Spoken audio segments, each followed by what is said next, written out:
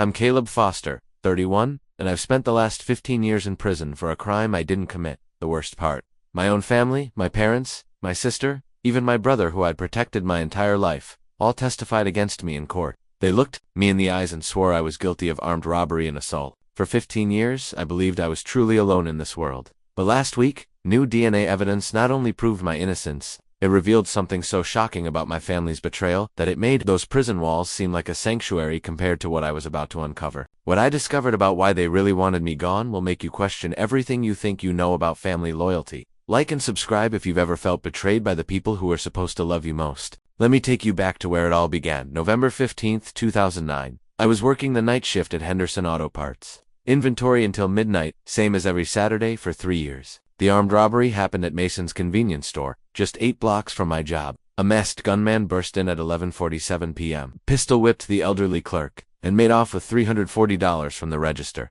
The crime scene photos would later haunt my nightmares: shattered glass from overturned displays, blood spatters on the lottery ticket dispenser, and Mr. Mason's terrified face caught by the security camera. What the photos didn't show was me, hunched over shipping invoices in a windowless stockroom, surrounded by coworkers who could verify my whereabouts.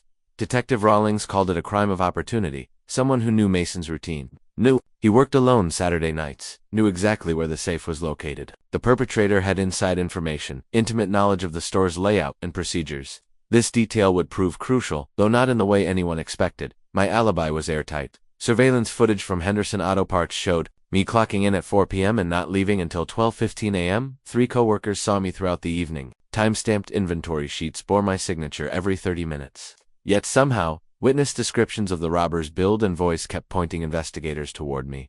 The most damning evidence, a cigarette butt found outside Mason's store, contained DNA that the initial testing claimed was consistent with my profile. In 2009, DNA analysis wasn't as precise as today. That single piece of evidence, combined with my family's eventual testimony, would seal my fate. What I didn't know then was how carefully this trap had been set. The robber hadn't chosen Mason's convenience store randomly.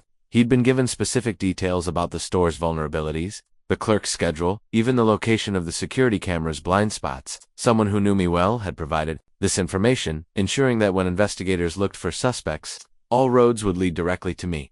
That night, as I drove home from work, I had no idea that my life as I knew it was already over. The phone was ringing when I walked through the door. Detective Rawlings, asking if I could come in for some routine questions about a robbery in my neighborhood. I agreed immediately, eager to help catch whoever had hurt Mr. Mason. I should have recognized the signs.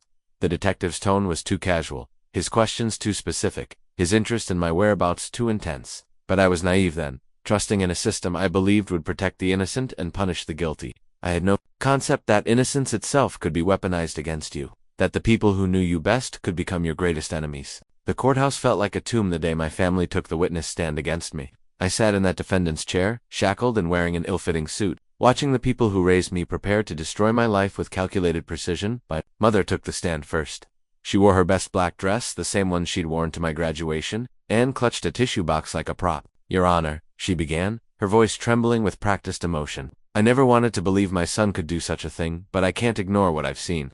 She testified about my supposed violent outbursts as a teenager, incidents I knew had never happened. She claimed I'd once threatened her with a kitchen knife during an argument about curfew. Complete fabrication. The prosecutor guided her through a litany of lies about my character. She described me as secretive, angry, someone who always resented having to work for things other kids got for free. She painted a picture of a bitter young man capable of robbing an innocent store clerk. When she finished, she couldn't look at me. She dabbed her eyes and whispered, "I'm so sorry," but I knew those tears weren't for me. My father's testimony was more calculated, delivered with the cold precision of a man accustomed to controlling narratives. He owned a small construction company and understood the importance of credible details. He told the court about finding suspicious amounts of cash in my room, money I'd supposedly hidden from my robbery. What he didn't mention was that the cash came from my legitimate side job detailing cars on weekends.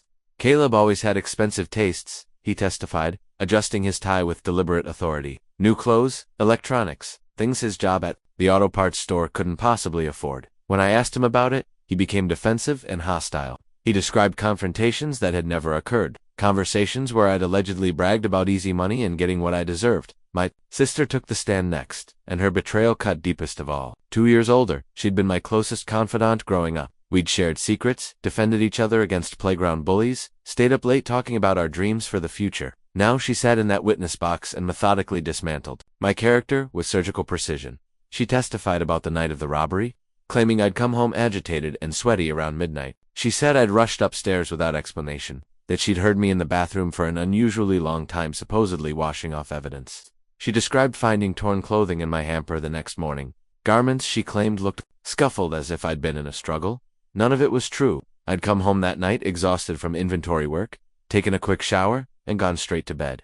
The torn clothing she referenced was a work shirt I'd snagged on a metal shelf weeks earlier, but her testimony sounded so convincing, so detailed and specific, that I saw jurors taking careful notes. My brother's testimony was the final nail in the coffin. At 19, he was younger than me, but had always looked up to me as his protector. I'd fought his battles, helped him with homework, taught him to drive in empty parking lots. Watching him take that oath to tell the truth, knowing what was coming, felt like watching my own execution. He testified about overhearing me on the phone the week before the robbery, supposedly planning something with someone named Tony. There was no Tony in my life, no mysterious phone conversations, no planning of anything criminal. He claimed I'd been acting strange for weeks, staying out late and being secretive about my activities. He even suggested I'd been using drugs, pointing to my erratic behavior and mood swings.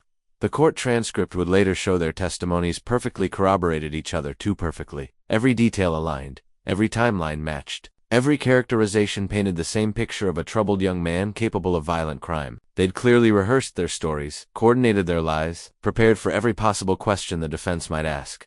What haunted me most wasn't just the betrayal itself, but the performance. They cried at appropriate moments, showed reluctance when delivering particularly damaging testimony, expressed love for me even as they condemned me. My mother actually said, "I'll always love my son, but I can't protect him from the consequences of his choices." The jury ate it up. As each family member stepped down from the witness stand, not one of them looked in my direction. They'd delivered their rehearsed performances and now avoided eye contact like I was already a ghost. In that moment, I realized, this wasn't just about sending me to prison, this was about erasing me entirely from their lives.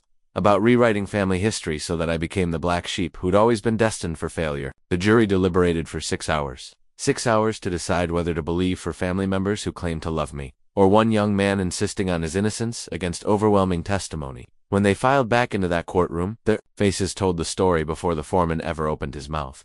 We, the jury, find the defendant guilty of armed robbery in the first degree and assault with a deadly weapon. The words hit me like a physical blow. My knees buckled and my court-appointed attorney had to steady me as the courtroom erupted in murmurs. I turned toward my family, expecting to see shock, grief, something that indicated they understood the magnitude of what had just happened. Instead, I saw performance: my mother covering her face in apparent anguish, my father's stoic nod of acceptance, my siblings looking anywhere but at me. Judge Harrison called for order, his gavel echoing like gunshots through the chamber. He was a stern man in his 60s, known for harsh sentences and little patience for violent criminals. "Mr. Foster," he said, looking directly at me with cold eyes, "the evidence against you is overwhelming, made even more tragic by the fact that your own family felt compelled to testify to your guilt." My lawyer made a half-hearted plea for leniency, citing my clean record and employment history, but Judge Harrison had clearly made up his mind. "The testimony of your family members was particularly compelling," he continued. "When people who love you most are forced to acknowledge your capacity for violence, it speaks to a fundamental character flaw that standard rehabilitation cannot address."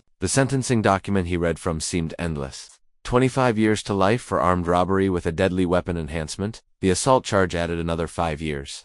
At 21 years old, I was looking at spending the rest of my youth, possibly my entire life, behind bars for a crime I didn't commit. "Do you have anything to say before this court imposes sentence?" Judge Harrison asked. I stood on shaking legs, my voice barely audible. "Your Honor, I didn't do this. I was at work when this robbery happened. I have witnesses, timestamps, security, footage. My family, I don't know why they're saying these things, but they're not true. None of it's true." The judge's expression didn't change. "Mr. Foster, denial in the face of overwhelming evidence only reinforces this court's assessment of your character. The jury has spoken, and frankly, your family's courage in testifying against you despite their obvious pain speaks volumes about both their integrity and your guilt." As the bailiff approached with transport shackles, I looked one final time at my family in the gallery. My mother was dabbing her eyes with that same tissue. My father had his arm around her in a protective gesture, and my siblings sat rigid with apparent shock. They'd played their roles perfectly, the grieving family forced to confront a loved one's criminality. "I sentence you to 25 years to life in the state penitentiary," Judge Harrison declared. "May this sentence serve as justice for Mr. Mason and a warning to others who might consider similar acts of violence."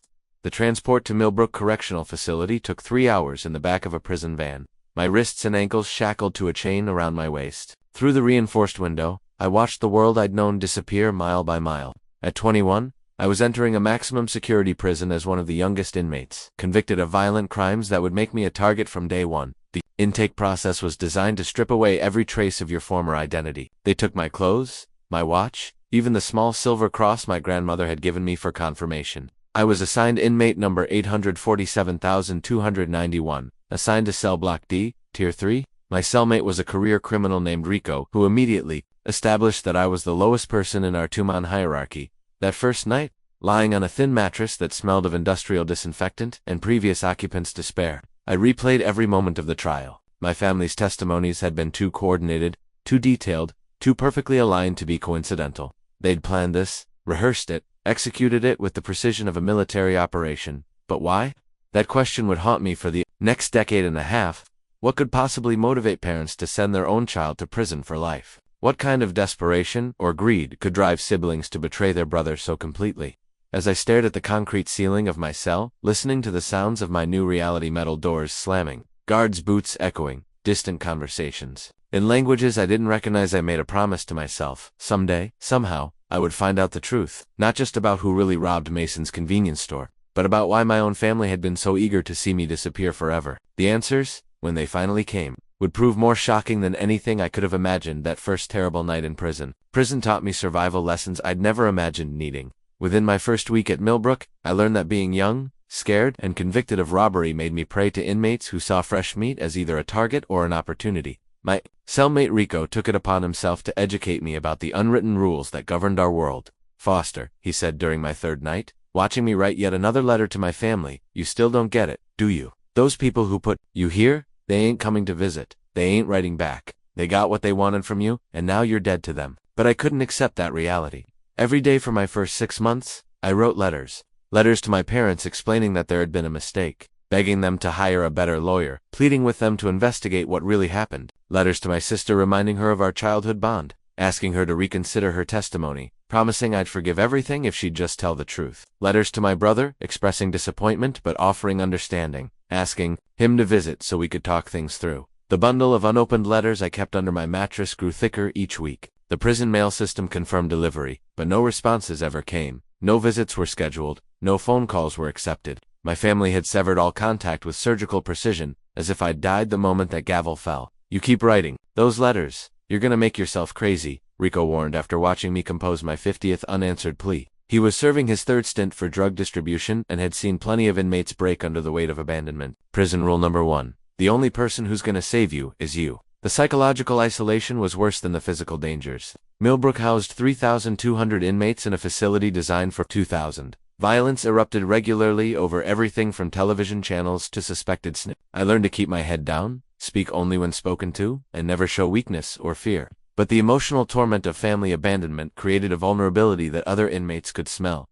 3 months into my sentence, a lifer named Hutchins cornered me in the laundry room. He was serving time for murder, and had built a reputation as someone who collected debts and enforced unofficial prison justice. "I hear your own family testified against you," he said, backing me against a rope of industrial washing machines. "That means you ain't got nobody on the outside watching out for you. Makes you available for certain arrangements." I knew what he meant. Inmates without outside support often became property of stronger prisoners, forced into situations that could destroy whatever remained of your humanity. But something in me snapped that day. Maybe it was months of suppressed rage at my family's betrayal, or maybe it was the realization that I'd already lost everything worth protecting. "I didn't do what they said I did," I told Hutchins, meeting his eyes directly for the first time. "And I'm not going to become your property or anyone else's. You want to test that? We can settle it right now." I expected him to laugh, to signal his associates, to make good on his threats. Instead, he studied me for a long moment, then nodded. Slowly, "Innocent man's got different kind of anger," he said. "Burns hotter, lasts longer. Might be useful to know someone like that." He walked away without another word, and nobody bothered me about arrangements again. That confrontation marked a turning point. I began building relationships based on respect rather than fear. An older inmate named Thompson, serving time for check fraud, became my mentor in prison survival. He taught me that reputation was everything, better to be known as someone who'd fight than someone who'd fold. "Your family did you dirty," Thompson said during one of our evening conversations. In the yard, But maybe they did you a favor too. Man with nothing left to lose is dangerous in ways most people can't understand. You just got to decide what kind of dangerous you want to be. I chose productive dangerous. I enrolled in every educational program Millbrook offered: GED completion, vocational training, even a college correspondence course in business administration. I worked out religiously, building physical strength while developing mental discipline. I read voraciously, everything from legal texts to philosophy, trying to understand not just the system that had failed me, but the human nature that had made my family's betrayal possible. Most importantly, I began documenting everything, every detail I could remember about the night of the robbery, every inconsistency in my family's testimonies, every piece of evidence that didn't align with their version of events.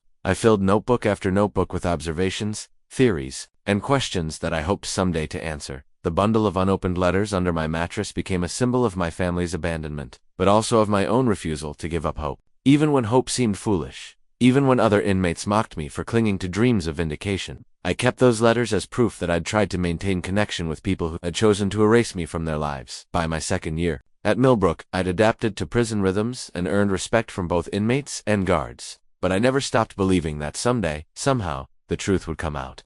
I just had no idea how long that someday would take, or how much more betrayal I'd discover when it finally arrived. The prison chaplain found me in the machine shop during my 4th year at Millbrook. Chaplain Williams was a gentleman who'd spent 3 decades ministering to inmates, and his expression told me something significant had happened before he even spoke. "Caleb," he said, pulling me aside from the metal lathe I was operating, "I have some difficult news.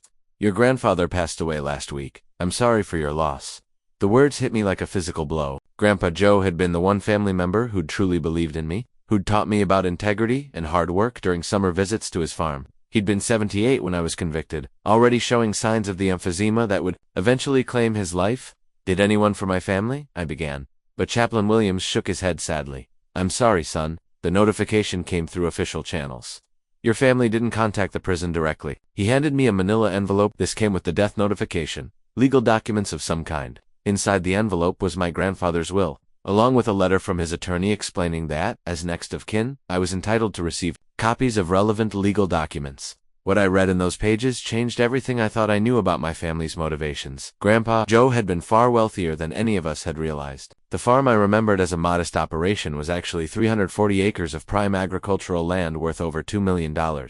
Additionally, he'd invested wisely in municipal bonds and blue-chip stocks, accumulating a portfolio worth another $1.8 million. His total estate was valued at just over $4 million, according to the will, dated 3 years before my conviction. The estate was to be divided equally among his 4 grandchildren, myself, my sister, my brother, and our cousin, who lived in California. Each of us was set to inherit approximately $1 million upon his death. But there was a crucial clause I'd never known about. In the event that any beneficiary is convicted of a felony involving violence or moral turpitude, their inheritance shall be forfeited and distributed equally among the remaining beneficiaries. I read that sentence over and over, the implications becoming clearer with each repetition. My conviction hadn't just cost me my freedom, it had cost me an inheritance. More importantly, it had meant that my siblings and cousin would receive significantly larger shares of Grandpa Joe's wealth. The attorney's letter included additional information that made my blood run cold. My grandfather had died 8 months after my conviction, meaning my family had known about this inheritance clause throughout my entire trial. They'd testified against me knowing that my conviction would directly benefit them financially, increasing their inheritance from $1 million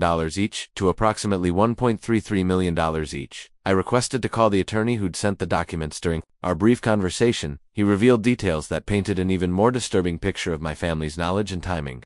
"Your grandfather was quite upset about your conviction," Attorney Morrison told me. "He called my office several times, insisting there had been a mistake, asking about options for challenging the will's forfeiture clause. He truly believed in your innocence until his dying day." "Did my family know about the will before my trial?" I asked, though I dreaded the answer. "Oh yes," Morrison replied. "Your parents were co-executors. They had complete knowledge of all provisions, including the forfeiture clause for felony convictions. In fact, your father called my office the day after your conviction to confirm how the forfeiture would affect distribution." The day after my conviction, while I was processing the shock of a life sentence, while I was being transported to Millbrook to begin what might be decades in prison, my father was already making phone calls to secure the financial benefits of my absence that evening. I sat in my cell with the will documents spread across my small desk, calculating exactly how much my family had gained from my wrongful conviction. Between the forfeited inheritance and the increased shares for remaining beneficiaries, they'd collectively benefited by over $1.3 million from sending me to prison. For the first time since my conviction, the why behind my family's betrayal became crystal clear. This hadn't been about justice or protecting the community from a dangerous criminal. This had been about money, pure simple greed that had motivated parents to sacrifice their son and siblings to betray their brother. The next day I called my cellmate Rico's lawyer, who specialized in criminal appeals and civil rights cases. I explained the inheritance situation and asked whether this information could be grounds for challenging my conviction. It's definitely relevant, the lawyer told me, but motive alone isn't enough to overturn a jury verdict. We'd need evidence that they perjured themselves or that the prosecution withheld this information from your defense attorney. Do you have any proof that your family lied in their testimony? I thought about all those notebooks I'd filled with observations and inconsistencies, all the details that had never quite added up, all the ways their testimonies had been too perfect and too coordinated. For the first time in 4 years, I had a concrete motive that explained everything. I'm going to find that proof, I told him.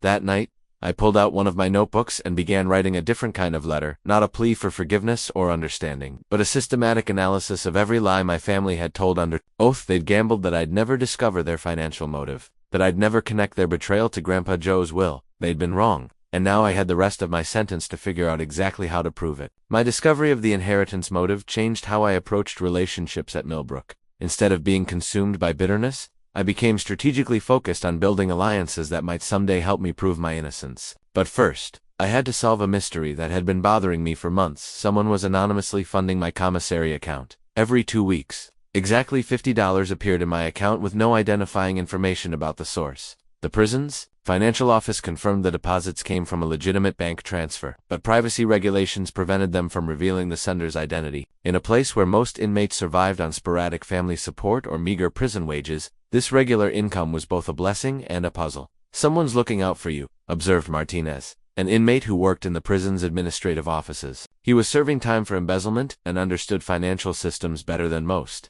Bank transfers like that don't just happen. Somebody set up automatic payments, which means they're thinking long-term about your situation. The mystery deepened when I tried to trace the source through my lawyer's office.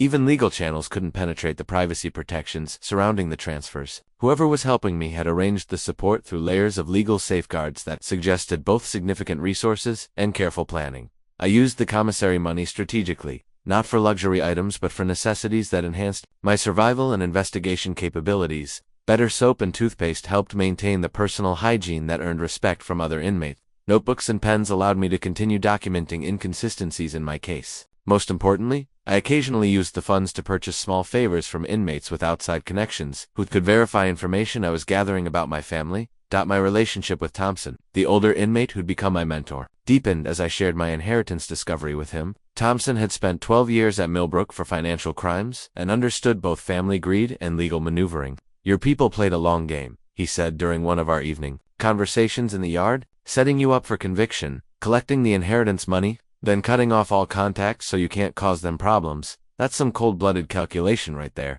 Thompson introduced me to other long-term inmates who'd been abandoned by their families, creating an informal support network of men who understood betrayal intimately. There was Johnson, whose wife had emptied their bank accounts and disappeared while he was serving time for tax evasion.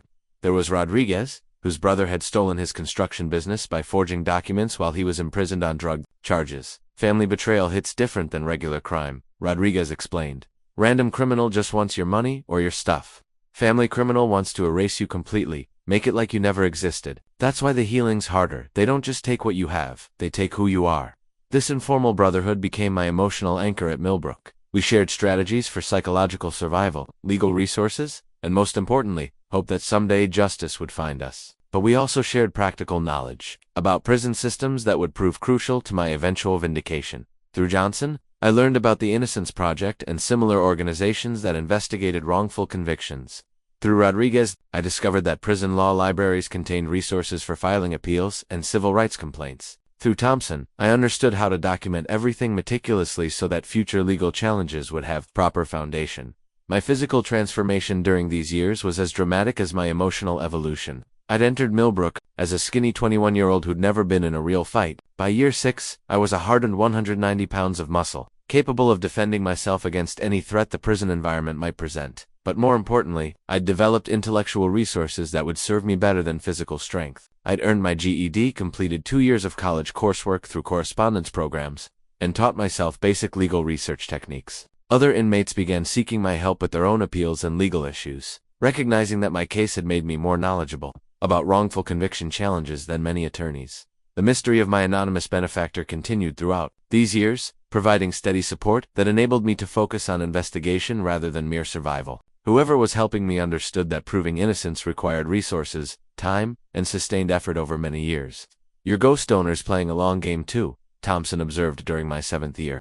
$50 every 2 weeks for years adds up to serious money. Someone believes in your innocence enough to invest thousands of dollars in your eventual freedom. I developed theories about my benefactor's identity. Perhaps it was my grandfather, secretly providing support before his death. Maybe it was a guilty family member trying to ease their conscience through anonymous assistance. Or possibly it was someone connected to the real crime who knew about my innocence, but couldn't risk exposing themselves directly. The regular deposits became a symbol of hope in an environment designed to crush optimism. Each transfer reminded me that somewhere in the outside world, someone believed enough in my eventual vindication to provide material support for that possibility. That knowledge sustained me through the darkest moments of imprisonment, when the weight of injustice threatened to break my spirit entirely. By my 8th year at Millbrook, I'd become a different person than the scared young man who'd entered those walls. I was stronger, smarter, more strategic, and absolutely determined to eventually expose the truth about my family's betrayal.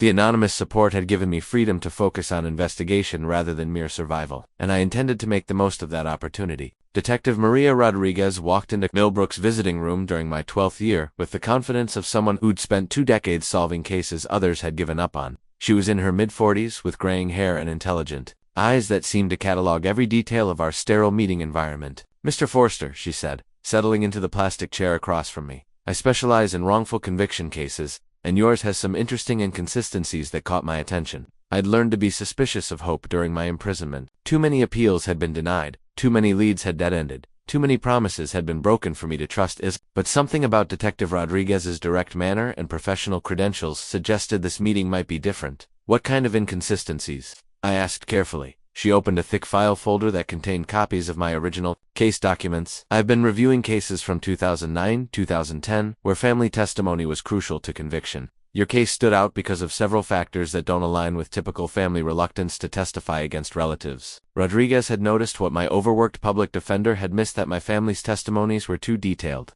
too coordinated, and too perfectly timed to be spontaneous reactions to discovering a loved one's criminality. She'd also noted that their stories contained specific elements that suggested advanced planning rather than shocked recollection. In most cases where family members testify against relatives, she explained, there are inconsistencies in timing, emotional reactions that don't quite fit, reluctance that seems genuine rather than performed. Your family's testimonies read like a coordinated script. She'd already begun preliminary investigation into my case, starting with the physical evidence that had convicted me. The cigarette butt containing DNA had been tested using 2009 technology that was significantly less precise than current methods. She'd requested retesting using advanced techniques that could provide more definitive results. The original DNA analysis claimed your profile was consistent with the sample found at the scene, Rodriguez said, but that language suggests uncertainty. Modern testing can determine exact matches or definitively rule out suspects. More importantly, she'd discovered that the cigarette butt had been collected 3 days after the robbery, during a secondary search of the crime scene. This timing raised questions about chain of custody and potential contamination that hadn't been explored during my original trial.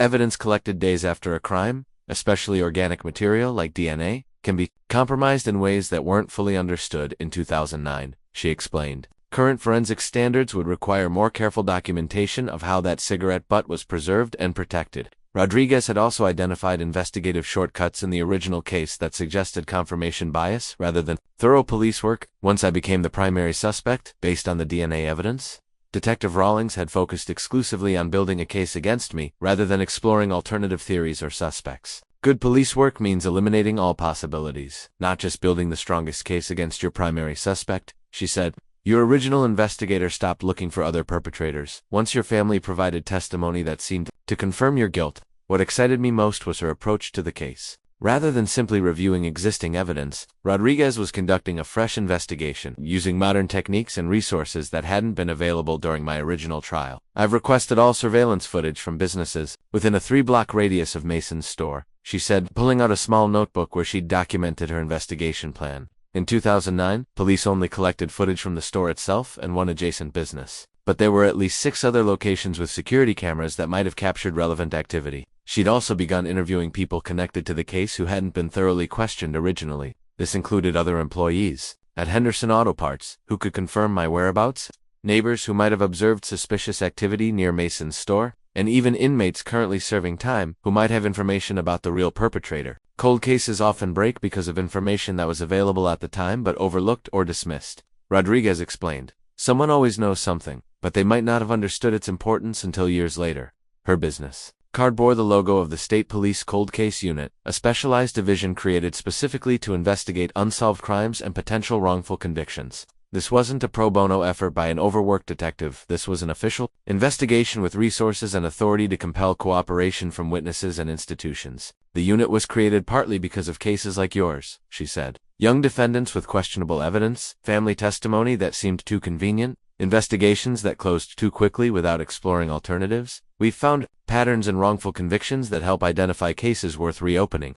Rodriguez had already made one significant discovery during her preliminary investigation. The original Detective Rawlings had retired from the force in 2015 amid allegations of cutting corners on cases. To improve his conviction statistics, 3 of his cases from the same time period as mine had been overturned on appeal due to investigative misconduct. Rawlings was under pressure to close cases quickly, she explained. Your robbery happened during a period when the department was facing criticism for unsolved crimes. He needed a conviction, and your family handed him one on a silver platter. This context reframed my entire case. I hadn't been the victim of a thorough investigation that had unfortunately reached the wrong conclusion. I'd been the victim of sloppy police work, prosecutorial ambition, and family manipulation that had exploited systemic weaknesses in the justice system. Here's what I need from you, Rodriguez said, leaning forward with obvious intensity.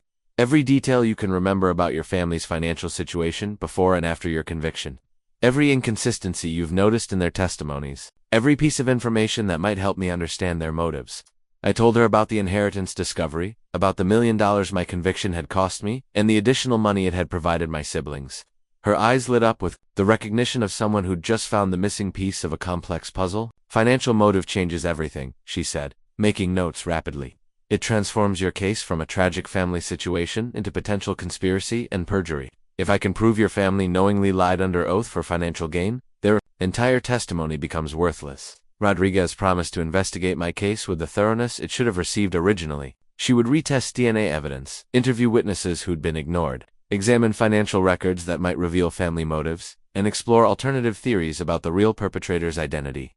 I can't promise exoneration, she said, as our meeting concluded, but I can promise that your case will finally receive the investigation it deserved 15 years ago. If you're innocent, Mr. Foster, I'm going to prove it. As she gathered her files and prepared to leave, Rodriguez handed me a second business card. My direct line, she said. Call me if you remember anything else, no matter how insignificant. It might seem sometimes the smallest details crack the biggest cases. For the first time in 12 years, I felt genuine hope that justice might eventually find me. Detective Rodriguez represented everything the original investigation had lacked: patience, thoroughness, modern resources, and most importantly, a commitment to truth rather than convenient conclusions. My long nightmare of wrongful imprisonment might finally be approaching its end. The call came on a Tuesday morning during my 14th year at Millbrook. I was working my shift in the prison laundry when Guard Captain Williams found me among the industrial washers and dryers, his expression more serious than usual. Foster, you've got a legal call. Detective Rodriguez needs to speak with you immediately. My hands were shaking as I picked up the phone in the legal conference room. 14 years of false hopes and crushed expectations had taught me to expect disappointment, but something in the urgency of this call felt different.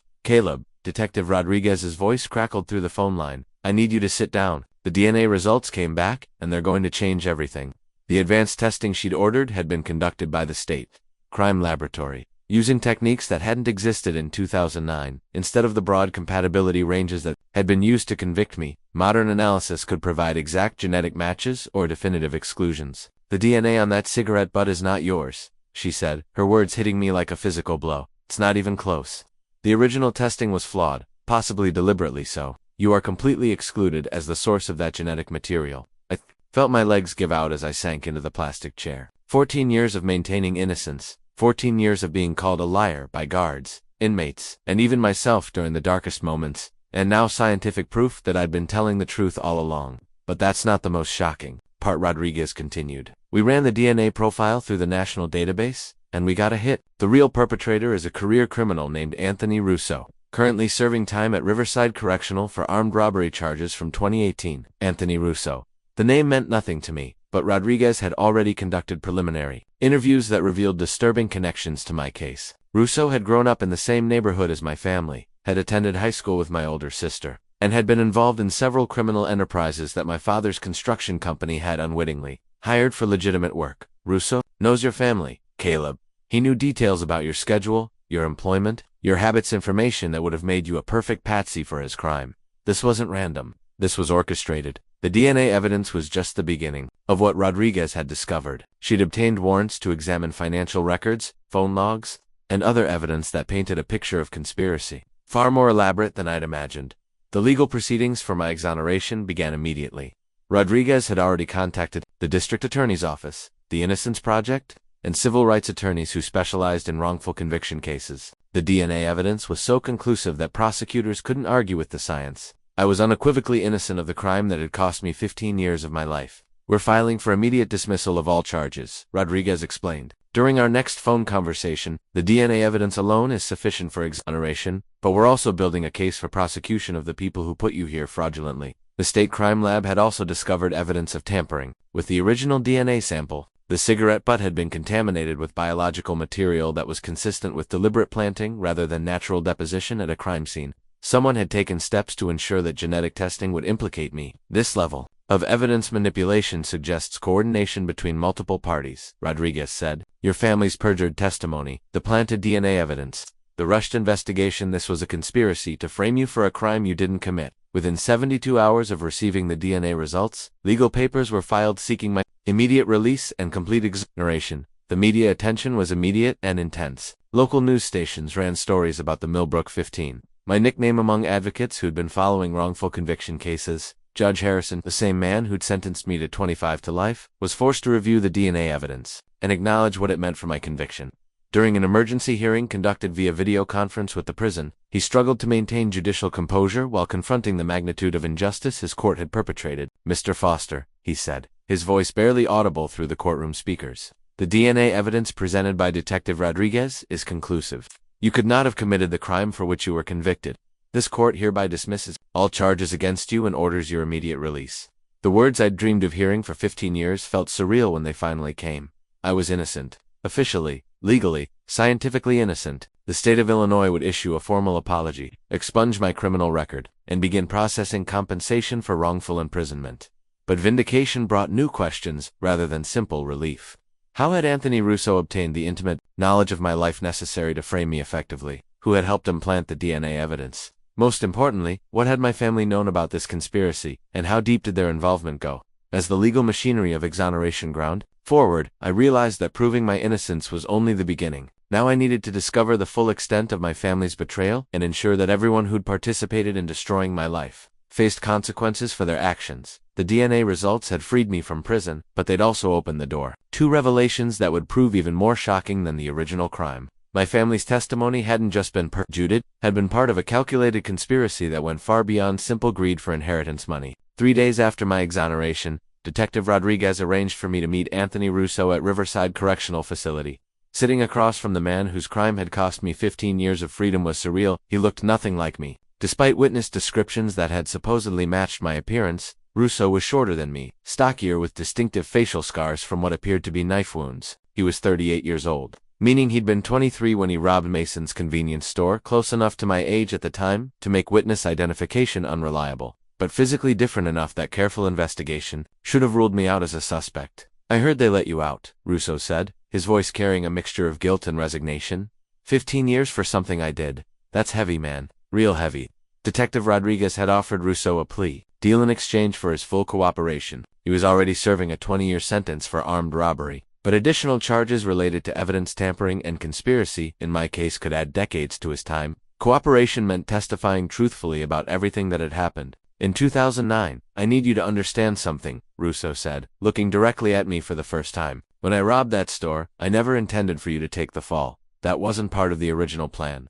The original plan, as Russo explained it, had been much simpler.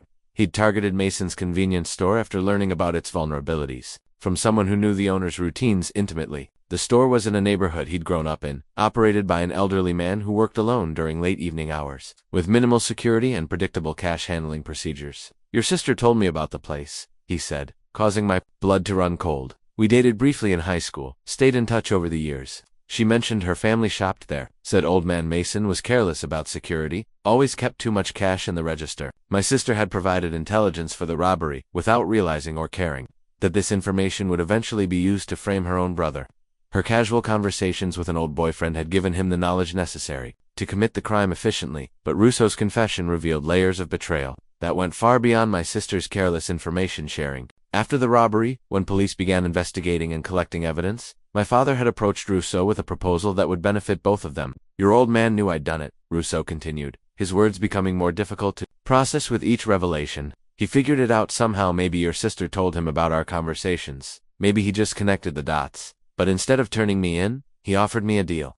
The deal was diabolical in its simplicity. Russo would provide DNA evidence that could be planted at the crime scene to implicate me, while my family would provide testimony to support the frame. In exchange, my father would pay Russo $50,000 and ensure that he was never investigated as an alternative suspect. 50 grand was more money than I'd ever seen, Russo admitted. Your dad said the family needed you gone anyway, that you were causing problems they couldn't handle. He made it sound like they were doing everyone a favor by pinning the robbery on you. The DNA planting had been accomplished through my father's access to the crime scene. As a local contractor, he'd been hired to repair damage from the robbery: broken glass, damaged displays, security system upgrades. During this legitimate work, he'd planted the cigarette butt containing Russo's DNA in a location where police would eventually find it during their secondary search. He told me exactly where to leave my cigarette, Russo said. Said police would come back to look for more evidence, and they'd find it in a spot that made it look like the robber had been smoking outside before the crime. Worked exactly like he planned. This revelation explained why the DNA evidence had been discovered 3 days after the initial investigation.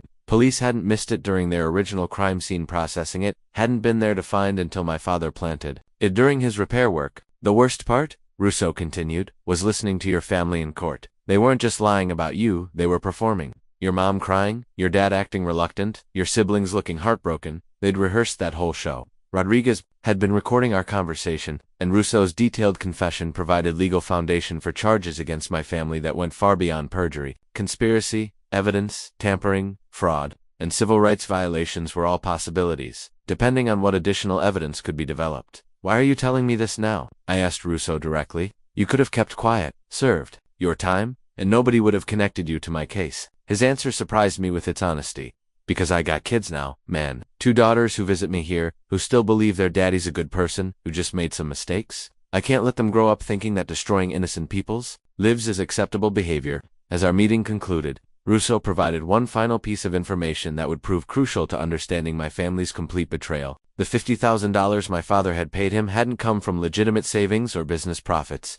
It had come from my grandfather's inheritance, money that should have been mine.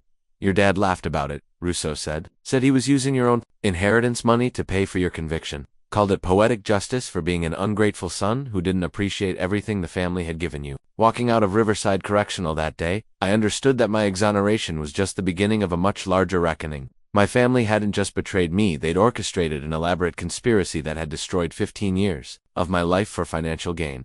Now it was time to ensure they faced consequences for every aspect of their criminal behavior. The house key I'd carried for 21 years no longer fit the front door of my childhood home. Standing on the porch where I'd played as a child, where I'd said goodbye before leaving for work on the night that changed everything, I faced the reality that my family had literally locked me out of their lives. It was 2:30 p.m. on a Wednesday afternoon in October, exactly 1 week after my release from Millbrook. The autumn air was crisp, carrying the scent of burning leaves that reminded me of happier times when this house had been a refuge rather than the center of my betrayal. I'd taken the bus from the halfway house, where exonerated inmates temporarily stayed, carrying nothing but the manila envelope containing legal documents that proved my innocence. I rang the doorbell, instead of using the key that no longer worked. Through the frosted glass panels, I could see movement inside, someone peering out cautiously before multiple locks clicked open. My mother appeared in the doorway, 15 years older than when I'd last seen her, her face draining of color. As she recognized me, "Caleb," she whispered, her hand gripping the doorframe for support. "What are you doing here?" "I live here," I replied simply. "This is my family's house, and I'm your son." I was hoping we could talk about what happened. She tried to close the door, but I'd placed my foot against the frame, not aggressively, but firmly enough to prevent her from shutting me out completely. Through the gap, I could hear voices from inside, my father asking who was at the door, my sister's shocked exclamation when my mother whispered my name. "You can't be here," my mother said, panic rising in her voice. "The neighbors' people will see you. People will see an innocent man visiting his family," I corrected her. The DNA evidence proved I didn't commit that robbery. Mom, you know, I didn't commit it. You've always known. My father appeared behind her, broader than I remembered but carrying the same authoritative presence that had dominated my childhood. He was dressed in expensive casual clothes, a cashmere sweater, designer jeans, leather shoes that probably cost more than most people's monthly rent. The inheritance money had clearly been spent on lifestyle upgrades. You need to leave, he said, his voice carrying the same commanding tone that had once made me obey without question. This family has moved on from what happened. We don't want any trouble. Moved on, I repeated, pulling the DNA test results from my envelope. You moved on from sending your innocent son to prison for 15 years. You moved on from stealing his inheritance to pay for the frame-up. You moved on from perjury and conspiracy and evidence tampering. The color drained from his face as he realized how much I knew. Behind him, I could see my siblings hovering. In the hallway, my sister clutching her purse like she was prepared to flee, my brother staring at me with an expression I couldn't quite read. I don't know what you think you've discovered, my father said, but his voice lacked its usual conviction. The court found you guilty based on evidence and testimony. If there were problems with the investigation, that's not our fault. Anthony, Rousseau confessed. I said quietly, watching their reactions carefully. He told Detective Rodriguez everything. The intelligence you provided about Mason's store, the $50,000 you paid him, the DNA evidence you planted during your repair work, the rehearsed testimonies you all gave to sell the frame-up. My sister made a small choking sound, and my brother stepped forward as if to speak, but my father silenced him with a sharp look. The family hierarchy that had always existed was still intact. He remained the controlling patriarch, and they were still his obedient followers. You're delusional, my father said, but his performance was less convincing than it had been in court 15 years earlier. Prison has made you paranoid and bitter. No one's going to believe wild conspiracy theories from a convicted felon, exonerated felon. I corrected him. And they're not theories when there's DNA evidence, confession, testimony, financial records, and documented perjury. The FBI has opened a civil rights investigation, and the district attorney is considering criminal charges against everyone involved. This was partially true. Detective Rodriguez had indeed contacted federal authorities about potential civil rights violations, though formal charges hadn't been filed yet. But I wanted to see how they'd react to the possibility of facing consequences for their actions. My mother began crying, the same practiced tears she'd used in court, but somehow less convincing now that I understood their purpose. Caleb, please, she said. We're still your family. Can't we find a way to work this out without destroying everyone? You destroyed me first, I replied. You sent me to prison for 15 years to steal money that was legally mine. You let me believe I was alone in the world while you spent my inheritance on luxury vacations and expensive cars. You worked with a criminal to plant evidence and frame your own son. My brother finally spoke up, his voice shaky with emotion I couldn't identify. Caleb, there are things you don't understand. The situation was more complicated than you realize. Then explain it to me, I challenged him. Help me understand how parents decide to destroy their child's life for money. Help me understand how siblings choose inheritance cash over their brother's freedom. But instead of explanations, I got deflection and denial. My father insisted. They'd simply told the truth as they understood it. My mother claimed they'd been protecting the community from someone they genuinely believed was dangerous. My sister remained silent, unable to meet my eyes. That as I prepared to leave. Having learned what I'd come to discover, that they felt no genuine remorse and would accept no responsibility, my father made one final miscalculation. Even if everything you're claiming were true, he said, you can't prove it. It's your word against ours. And we're respected members of this community while you're an ex-convict with obvious motives to lie. I smiled at him for the first time in 15 years, but it wasn't a pleasant expression. Dad, I spent 15 years in maximum security prison, learning from some very intelligent criminals. I understand strategy, patience, and long-term planning better than you can imagine. This conversation was just the beginning. As I walked away from the house where I'd been raised, where I'd learned about family loyalty and moral values that my parents had obviously never actually believed in, I felt surprisingly calm. My family had shown me exactly who they were. People willing to destroy their own child for financial gain, and unwilling to accept responsibility for their actions. Now, it was time to show them exactly who I'd become during my 15 years of wrongful imprisonment, someone with nothing left to lose, and all the time in the world to pursue justice. The bank statements Detective Rodriguez, obtained through legal subpoenas, painted a picture of my family's life during my imprisonment that was more lavish than I'd imagined. Sitting in her office 3 days after confronting them at the house, I reviewed financial records that documented exactly how they'd spent my inheritance money over the past 15 years. Your conviction was like winning the lottery for them, Rodriguez observed, spreading the documents across her desk in chronological order. Look at the spending patterns. They went from middle-class frugality to upper-middle-class luxury. Almost immediately after your grandfather's estate was settled, the timeline was damning. Within 6 months of receiving their increased inheritance shares, my parents had purchased a new Mercedes-Benz, renovated their kitchen with granite counter and commercial-grade appliances, and taken a 3-week vacation to Europe. My sister had used her windfall to make the down payment on a house in the affluent Riverside neighborhood, while my brother had bought a boat and invested in a failed restaurant venture. Here's what's particularly interesting, Rodriguez continued, pointing to a series of large cash withdrawals from my father's business account. These $50,000 withdrawals happen right after your conviction, exactly when Anthony Russo says he was paid for his cooperation in framing you. The financial evidence corroborated Russo's confession perfectly. My father had withdrawn the exact amount in cash payments over several weeks, using his construction company's account to avoid triggering federal reporting requirements for large transactions. The timing coincided with both my conviction and the settlement of my grandfather's estate, but the spending spree was just the beginning of what the bank records revealed. Over the 15 years of my imprisonment, my family had used their inheritance money to maintain a lifestyle that was completely inconsistent with their legitimate income. My father's construction business had struggled during economic downturns, yet the family had continued spending as if they had unlimited resources. Your sister's mortgage payments were $4,200 per month, Rodriguez noted, but her salary as a dental hygienist was only $3,100 per month.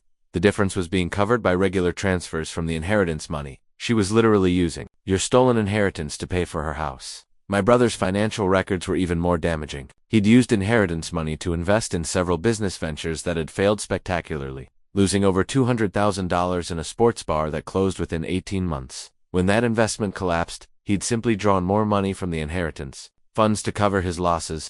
They treated your grandfather's estate like a personal ATM, Rodriguez said. No investment strategy, no long-term planning, just immediate gratification funded by money that was legally yours. The most painful discovery was how they'd used the inheritance money for family celebrations and milestones that I should have been part of. My sister's wedding in 2015 had cost $75,000, paid entirely from inheritance funds. My brother's college graduation party, my parents' 25th anniversary celebration, multiple family vacations to destinations I'd only dreamed of funded by money that was rightfully mine. They were celebrating with your money while you were in prison for a crime you didn't commit, Rodriguez observed. It's not just theft, it's psychological cruelty on a level that's difficult to comprehend. The financial investigation had also revealed something unexpected. My family was now in serious financial trouble. 15 years of luxury spending without corresponding income had depleted most of the inheritance money. My parents had taken out a second mortgage on their house, my sister was behind on her property taxes, and my brother had declared bankruptcy the previous year. They're broke, Rodriguez said bluntly. The inheritance money that was supposed to set them up for life is mostly gone, spent on maintaining a lifestyle they couldn't actually afford. Your exoneration couldn't have come at a worse time for them financially. This revelation added another dimension to their desperation when I'd confronted them at the house. They weren't just facing potential criminal charges for their role in my wrongful conviction, they were facing financial ruin as well. The money they'd stolen from me was gone, spent on 15 years of luxury that had left them deeper in debt than when they'd started.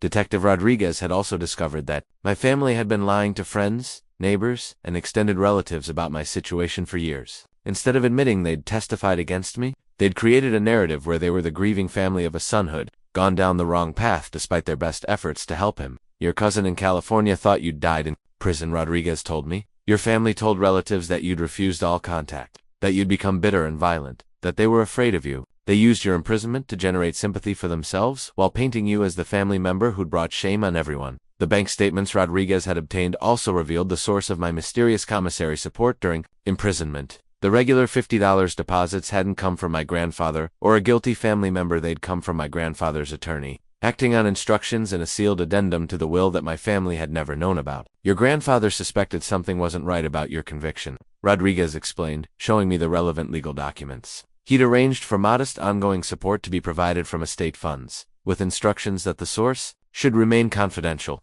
He wanted to help you survive prison while protecting you from any family interference. Even in death, my grandfather had been the only person who'd truly believed in my innocence and acted to support me. The anonymous commissary deposits that had sustained me through 15 years of imprisonment had been his final gift, funded by the same estate my family had been systematically looting.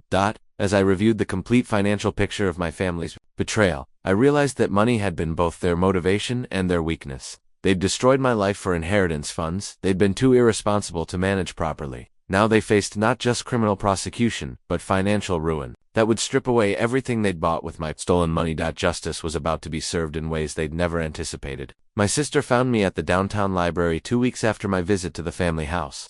I was researching civil rights attorneys when she approached my table, looking nervously over her shoulder as if she expected to be followed. She'd lost weight since I'd seen her, and dark circles under her eyes suggested she hadn't been sleeping well. "Caleb," she whispered, sliding into the chair across from me. "We need to talk. Somewhere private." We walked to Riverside Park, the same place where we'd played as children during summer afternoons that now seemed like they'd happened in a different lifetime. She carried a worn leather diary that she clutched against her chest like a shield, her hands trembling slightly as we found a secluded bench overlooking the duck pond. "I've been writing in this since I was 16, she said, opening the diary, 2 pages filled with her familiar handwriting. "Everything that happened, all the guilt I've carried, all the nights I've lain awake knowing what we did to you was wrong." The diary entries she showed me were devastating in their honesty. Starting from the week after my conviction, she'd documented her knowledge of my innocence and her complicity in the family's conspiracy. The earliest entries revealed someone struggling with guilt, but ultimately choosing family loyalty over moral principles. November 28, 2009, she read aloud, her voice barely audible. "Caleb got sentenced today, 25 to life, for something I know he didn't do. Dad made us promise never to talk about what really happened, but I can't stop thinking about his." The face when the verdict was read, he looked so lost, so betrayed. I've never seen anyone look that broken. She flipped through pages chronicling her internal struggle over the years. Entry after entry revealed someone who knew the truth but lacked the courage to act on it. She'd written about nightmares where I appeared in her dreams, about panic attacks when she saw news stories about wrongful convictions, about the growing weight of guilt that had consumed her life. "I wanted to tell the truth so many times," she said, tears streaming down her face. "After your first year in prison, I called the district attorney's office to ask about recanting testimony, but Dad found out and threatened to cut me off completely. He said if I destroyed the family, he'd make sure I lost everything, my job, my house, my reputation." The diary revealed that my father had maintained psychological control over the family through a combination of financial dependence and emotional manipulation. He'd made sure that my siblings' lifestyles were funded by inheritance money, creating a situation where telling the truth would mean financial ruin for everyone involved. He reminded us constantly that we were accessories to conspiracy. She continued, "He said if you were ever exonerated, we'd all go to prison unless we maintained the same story. He made it seem like our survival depended on your continued imprisonment." But the diary also revealed something I hadn't expected: genuine remorse that had grown stronger over the years. My sister had tried multiple times to find ways to help me without directly contradicting her court testimony. She'd researched appeals processes, contacted legal aid organizations anonymously, and even considered hiring a private investigator to find evidence that might exonerate me. "I called the Innocence Project 3 times, she admitted. "I never gave them my real name or specific information about your case, but I asked about hypothetical situations where family testimony might have been coerced. I was trying to find a way to help you without destroying myself." The most painful entries were from recent years. After she'd gotten married and started thinking about having children of her own, the prospect of becoming a mother had forced her to confront what she'd done to her own brother, and the guilt had become overwhelming. March 15, 2020. She read, "Talked to Mom about Caleb today. Asked if we could visit him, maybe try to help with his appeals." She started crying and said we'd already done what we had to do and couldn't change the past. "But I can't stop thinking about what kind of mother I'll be if I can't even stand up for my own brother." She'd never had children, she told me, because the guilt had made her feel unworthy of raising a family while her own brother was suffering in prison for crimes he didn't commit. The emotional weight of the conspiracy had poisoned every aspect of her life, destroying relationships, and creating a constant state of anxiety that had required therapy and medication to manage. "I've been seeing a psychiatrist for 8 years, she said. "I could never tell him the real reason for my guilt and depression, so therapy never really helped." How do you heal from trauma when you're the one who caused it? The diary entries from the past year, after she'd learned about the DNA investigation, revealed someone on the verge of complete emotional breakdown. She'd written about preparing to confess everything, about researching protective custody options for family members who testified against organized crime, about the relief she felt knowing that the truth might finally come out. "When Detective Rodriguez first contacted us about the DNA testing, I almost confessed everything right then," she said. "I was so tired of carrying this secret, so ready for it to be over. But Dad convinced us that the testing would be inconclusive, that we just needed to stick together a little longer." Now she was ready to tell the truth, but she was terrified of the consequences. My father had made it clear that anyone who broke ranks would be cut off from family support and left to face legal consequences alone. She was trapped between loyalty to me and fear of my father's retribution. "I know I don't deserve forgiveness," she said as we prepared to leave the park. "I know that 15 years of guilt doesn't make up for 15 years of your life. But I want you to know that not everyone in our family is heartless. Some of us have been suffering too, just in different ways." She handed me the diary, along with her business card from the dental practice where she worked. I'm ready to testify truthfully about what really happened, she said. I'm ready to face whatever consequences come from telling the truth. I just need you to know that I never stopped loving you, even when I was too cowardly to act on that love. As I watched her walk away, shoulders shaking with silent sobs, I realized that my family's betrayal had created multiple victims. My sister had spent 15 years in prison by guilt and fear, unable to enjoy the money she'd helped steal or find peace in the life she'd built on lies. Her confession would be crucial to prosecuting the conspiracy, but it wouldn't undo the damage that had been done to both of us. The diary she'd given me would prove to be one of the most damaging pieces of evidence against my family, but it also revealed the complex psychology of people who'd been both perpetrators and victims of my father's manipulative control. Detective Rodriguez's investigation into my father revealed a man far more calculating and desperate than I'd ever imagined. The insurance documents she discovered painted a picture of someone who'd been planning for my removal from the family long before the robbery ever occurred. Your father took out a life insurance policy on you 6 months before your conviction, Rodriguez explained during our meeting at the district attorney's office. $1 million policy with him as the sole beneficiary. He was literally betting on your death. The insurance application required my signature, which my father had obtained under the pretense of updating family financial documents. After my grandfather's declining health, I remembered signing several papers in his office, trusting his explanation that he was organizing estate planning for the family. I'd unknowingly signed my own death warrant. Life insurance policies on adult children aren't unusual, Rodriguez continued, but the timing is suspicious. 6 months later, you're convicted and sentenced to life in prison, where the mortality rate is significantly higher than the general population. If you'd died in prison, he would have collected another $1 million on top of the inheritance. Money he'd already stolen, but the insurance policy was just the beginning of what Rodriguez had discovered about my father's financial desperation. His construction company, Foster & Sons, had been on the verge of bankruptcy in 2009, with over $300,000 in unpaid debts and several contractors threatening legal action. He was in deep trouble with some dangerous people, Rodriguez said, showing me copies of threatening letters from collection agencies and loan sharks. Your grandfather's death couldn't have come at a better time for him financially, but your share of the inheritance would have meant less money available to save his business. The timeline revealed calculated planning that was chilling in its precision. My father had known about my grandfather's declining health months before the rest of us. He'd also known about the inheritance provisions and the felony forfeiture clause that would eliminate my share if I were convicted of a violent crime.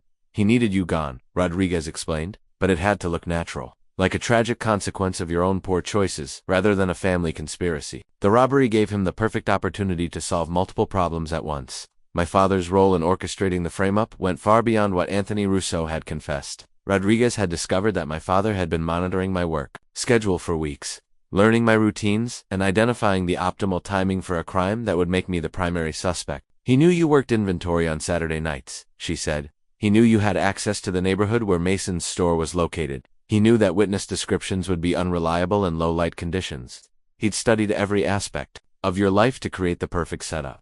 The insurance documents also revealed that my father had taken out substantial life insurance policies on every family member, including my mother and siblings. This wasn't estate planning. This was a man who saw his family members as financial assets rather than human beings. He's been planning for contingencies, Rodriguez observed. If one family member became a liability or decided to confess the truth, he had financial incentives to ensure their silence permanently. These policies suggest someone capable of violence if his control was threatened. My father's psychological manipulation of the family extended beyond threats and financial control. Rodriguez had interviewed former employees of his construction company who described a man obsessed with dominance and control, someone who demanded absolute loyalty and punished any sign of independence or questioning. He runs his family like a criminal organization, one former employee had told Rodriguez.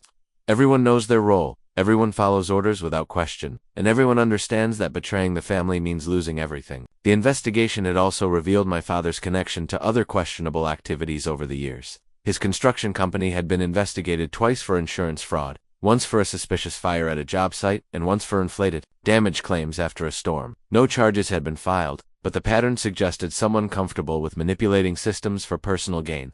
Your father is what law enforcement calls a white-collar psychopath, Rodriguez explained. He presents well in social situations, maintains a respectable business reputation, and has no obvious criminal history. But underneath, he's capable of extraordinary cruelty if it serves his interests. The psychological profile was consistent with everything I'd observed growing up. My father had always demanded absolute obedience, had never shown genuine empathy for family members' problems, and had treated family relationships as transactions where loyalty was purchased through financial dependence. He's the type of person who could send his own son to prison and sleep peacefully at night, Rodriguez said.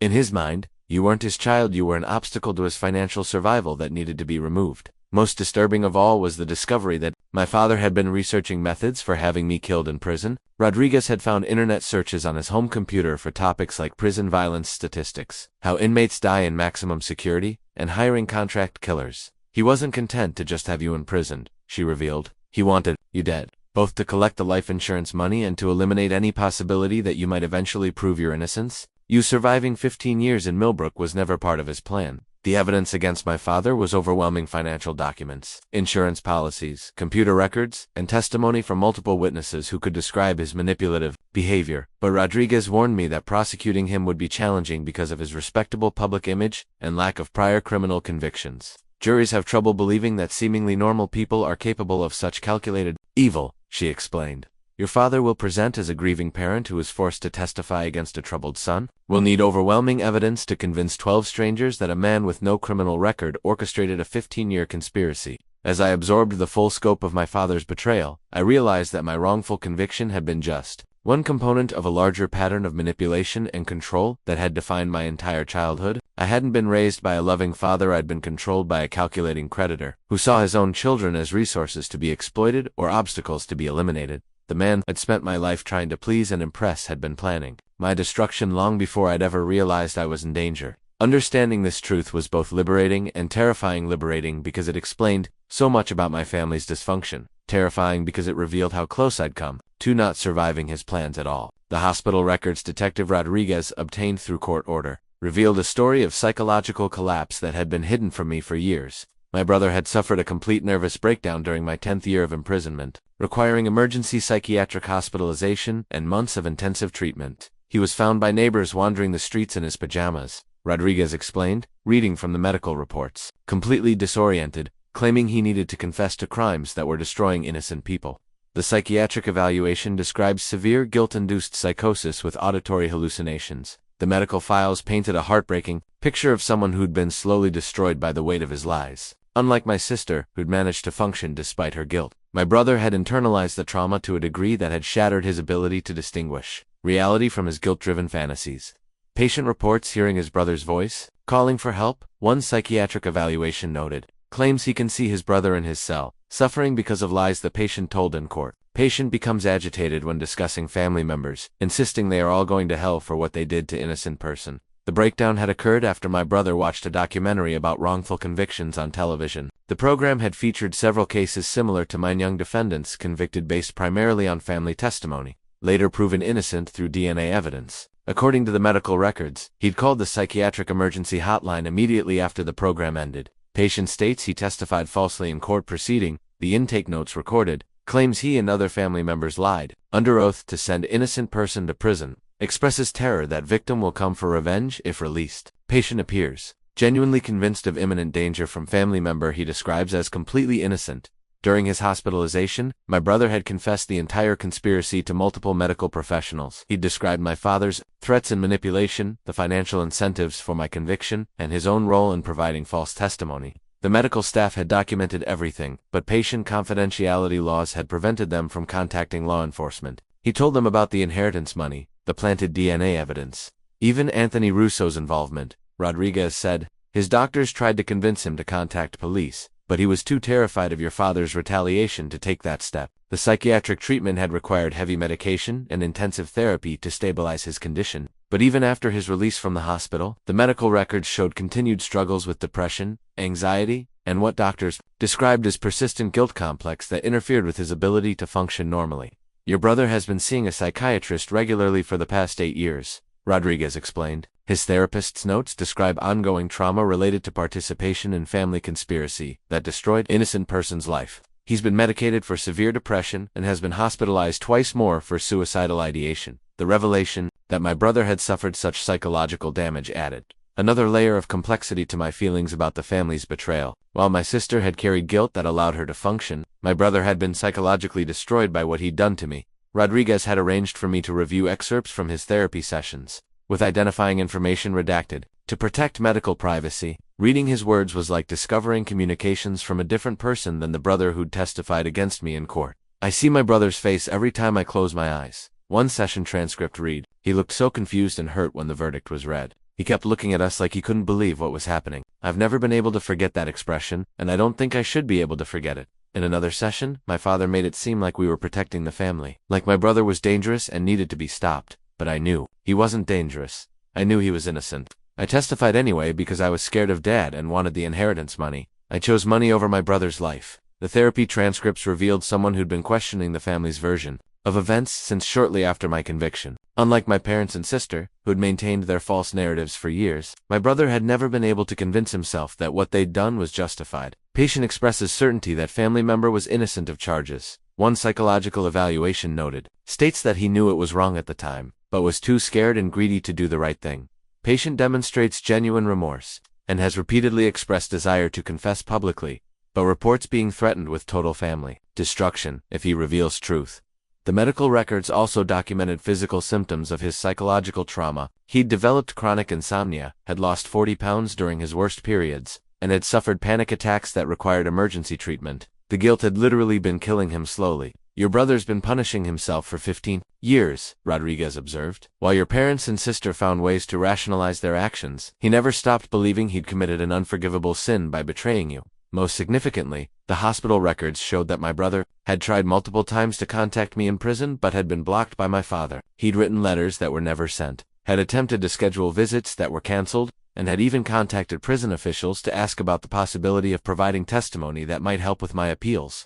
He wanted to tell the truth years ago, Rodriguez said, but your father threatened to have him committed permanently if he jeopardized the family's security. The threat wasn't empty. Your father had already demonstrated his willingness to manipulate the legal system to destroy family members who opposed him. As I processed the extent of my brother's psychological suffering, I realized that my father's conspiracy had created multiple victims. My brother hadn't just betrayed me, he'd been coerced into betraying me, through manipulation and threats that had ultimately destroyed his mental health. The hospital records would provide crucial evidence for prosecuting the conspiracy, but they also revealed the psychological price that multiple family members had paid for my father's schemes. My brother's breakdown proved that the lies told in court had been exactly that, lies that had traumatized even the people who'd told them. The money transfer records attorney Morrison provided revealed the most heartwarming truth in this entire nightmare. My grandmother had never believed in my guilt and had secretly supported me throughout my imprisonment. The woman I'd barely known, my grandfather's quiet wife, who'd seemed peripheral to family dynamics,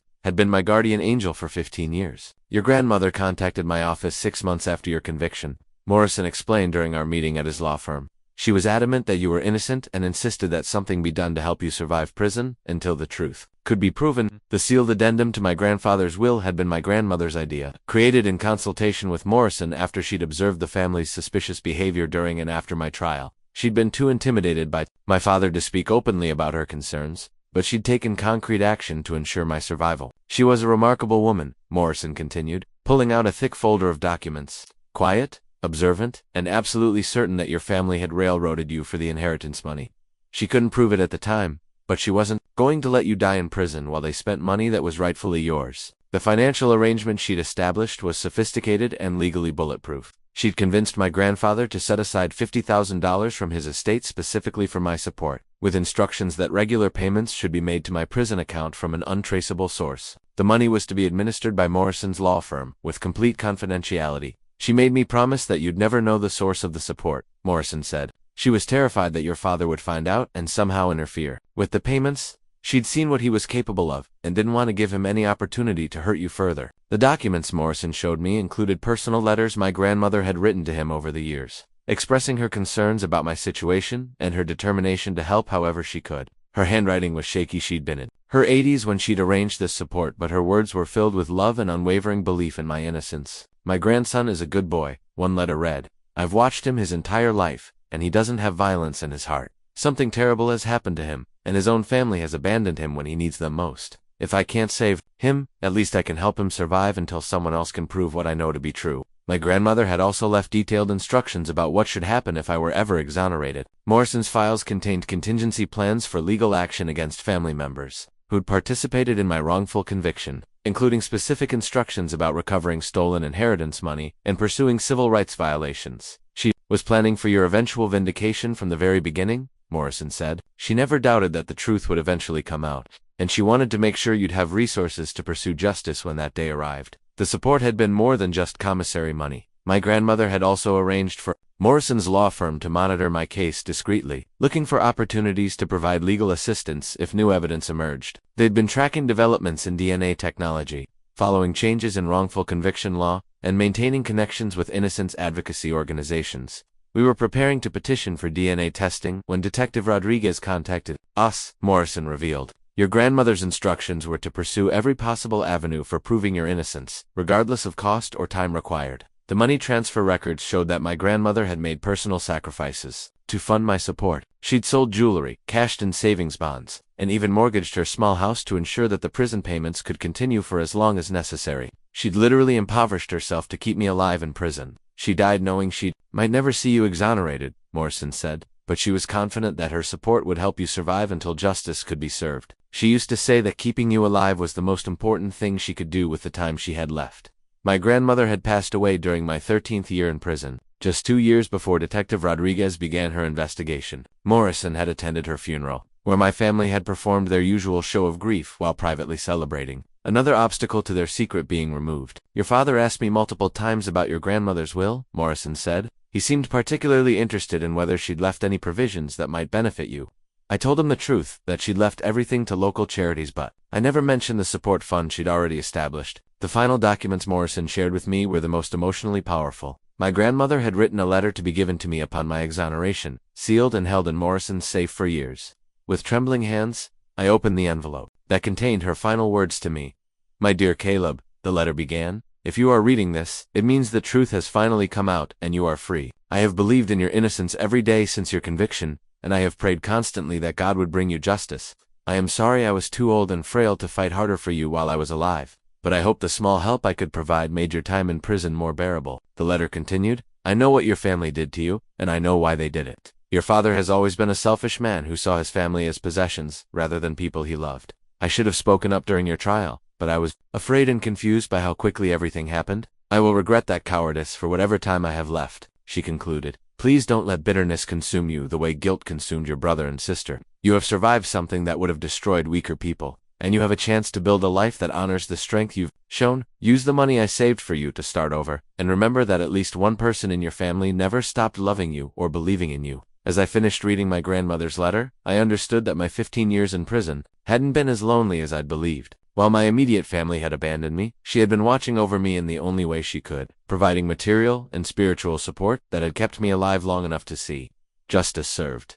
The anonymous commissary payments that had puzzled me for years had been love letters from a woman who'd risked everything to ensure my survival. My grandmother had been the hero in this story, sacrificing her own comfort to protect a grandson she knew was innocent. The federal courthouse steps were packed with reporters and cameras as I walked up to file the most comprehensive wrongful conviction lawsuit in state history. My legal team, led by civil rights attorney Jennifer Walsh, had spent months building a case that would hold every participant in my frame-up accountable for their actions. We're not just seeking monetary damages, Walsh explained to the gathered media. We're seeking to expose a conspiracy that spans 15 years and involves multiple criminal acts by people who should have been protecting Caleb Foster, not destroying his life for financial gain. The lawsuit named my parents, siblings, Anthony, Russo, Detective Rawlings, and even the district attorney's office as defendants. The charges ranged from civil rights violations to conspiracy, fraud, perjury, and intentional infliction of emotional distress. We were seeking $50 million in damages not because any amount of money could restore 15 years of my life, but because the financial penalty needed to be severe enough to deter future conspiracies. This case represents everything wrong with a system that allows family members to profit from sending innocent relatives to prison, Walsh told reporters. Mr. Foster's family didn't just fail to protect him, they actively participated in destroying his life for inheritance money. They then spent on luxury items while he suffered in maximum security prison. The media coverage was immediate and intense.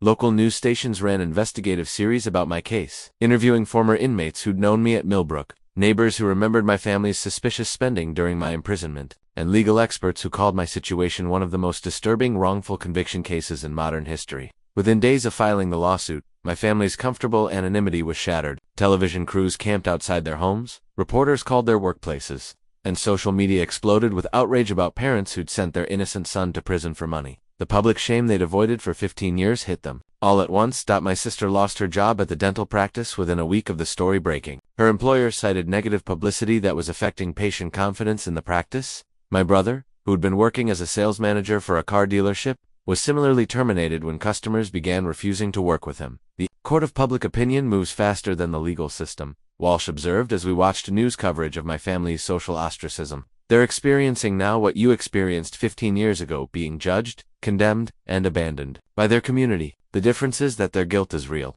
My father's construction business collapsed overnight. Existing clients canceled contracts, suppliers demanded immediate payment for outstanding debts, and potential customers chose competitors rather than work with someone who'd been exposed as willing to frame his own son. The company he'd tried to save by stealing my inheritance was destroyed by the revelation of how he'd saved it, but the lawsuit was just the beginning of their legal troubles. District Attorney Patricia Coleman, who'd taken office after the prosecutor, who'd convicted me, retired, announced that her office was pursuing criminal charges against all family members who'd participated in the conspiracy. This case represents a fundamental violation of the justice system, Coleman declared at a press conference.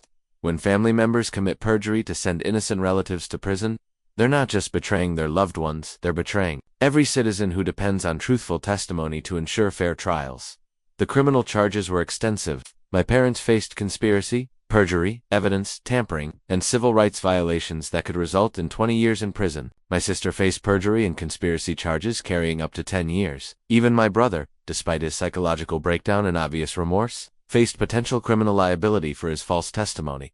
Anthony Russo, who'd cooperated fully with the investigation, received a plea deal that added only 5 years to his existing sentence in exchange for testifying against my family. Detective Rawlings, now retired, faced charges related to investigative misconduct and evidence manipulation. We want to send a clear message, D.A. Coleman explained, that framing innocent people, even family members, will be prosecuted to the fullest extent of the law. The Foster family's conspiracy represents criminal behavior that demands accountability. The public exposure had effects beyond legal consequences. My family's church expelled them from membership, citing moral turpitude incompatible with Christian values. Neighbors who'd socialized with them for years stopped speaking to them entirely. My parents' country club revoked their membership, and my sister was banned from the volunteer organizations where she'd previously been active. They're experiencing the complete social isolation they forced on you, Walsh noted as we reviewed coverage of their ostracism. Everyone they know now understands that they're capable of extraordinary cruelty toward their own family members. The media attention also brought unexpected support for me. Wrongful conviction advocacy organizations offered assistance with job placement and psychological counseling. Former inmates from Millbrook reached out to express solidarity and offer friendship. Most surprisingly, people who'd known my family for years contacted my attorneys to apologize for not recognizing the signs of my innocence during the original trial. Your case has opened a lot of people's eyes, Walsh said. They're realizing that wrongful convictions don't just happen to strangers. They can happen when respectable-seeming people make evil choices for personal gain. The lawsuit's discovery process was revealing additional evidence of my family's conspiracy. Financial records subpoenaed from multiple banks showed the exact flow of inheritance money used to fund their lifestyle upgrades. Phone records revealed coordinated communication between family members before and after my trial. Even social media posts from years past were being analyzed for evidence of their knowledge of my innocence. We're building the most comprehensive record of family betrayal ever documented in American legal history, Walsh explained. This case will set precedents for prosecuting wrongful conviction, conspiracies, and provide a blueprint for other victims. Seeking justice, as the legal proceedings advanced, I realized that the justice system was finally working the way it should have 15 years earlier. Evidence was being carefully examined, witnesses were being thoroughly questioned, and people with financial motives were being treated with appropriate suspicion rather than blind trust. The family that had destroyed my life to protect their own comfort was now facing the complete destruction of everything they'd built with my stolen inheritance. The public exposure, criminal charges, and civil liability were combining to deliver consequences they'd never imagined when they'd made their deal with Anthony Russo all those years ago. The house I purchased with my settlement money sits on 3 acres of wooded land, far enough from the city to provide the peace I'd craved during 15 years of constant noise and chaos. The deed bears my name alone. No family members, no co-signers, no one who could take it away from me. For the first time in my adult life, I own something that can't be stolen, manipulated, or used against me. The wrongful conviction settlement totaled $12 million. $800,000 for each year of my imprisonment. The civil lawsuit against my family resulted in an additional $8 million judgment, though collecting that money will take years since they'd spent most of their inheritance funds on luxury items that had depreciated significantly. The total amount could never restore the years I'd lost, but it provided resources to build the life I should have had all along. My first priority was establishing the Innocent Lives Foundation, a nonprofit organization dedicated to investigating potential wrongful convictions and supporting exonerated individuals as they rebuilt their lives. The foundation is headquartered in a building one purchased downtown, staffed by former inmates, retired law enforcement officers, and legal professionals who understand the systemic failures that enable innocent people to be convicted every day. There are people sitting in prison cells wondering if anyone believes their claims of innocence. I explained during the foundation's launch event. I want to be the person who believed in me when my own family wouldn't, someone willing to invest time, resources, and effort in discovering the truth. The foundation has already begun investigating 12 cases with similarities to mine, young defendants convicted primarily on family testimony, cases where financial motives might have influenced witness statements, situations where DNA evidence was either unavailable or inadequately tested. Each case represents someone's life that could potentially be restored through careful investigation and modern forensic techniques. The criminal trials of my family members concluded 6 months after my father received the harshest sentence, 15 years in federal prison for conspiracy, civil rights violations, and evidence tampering.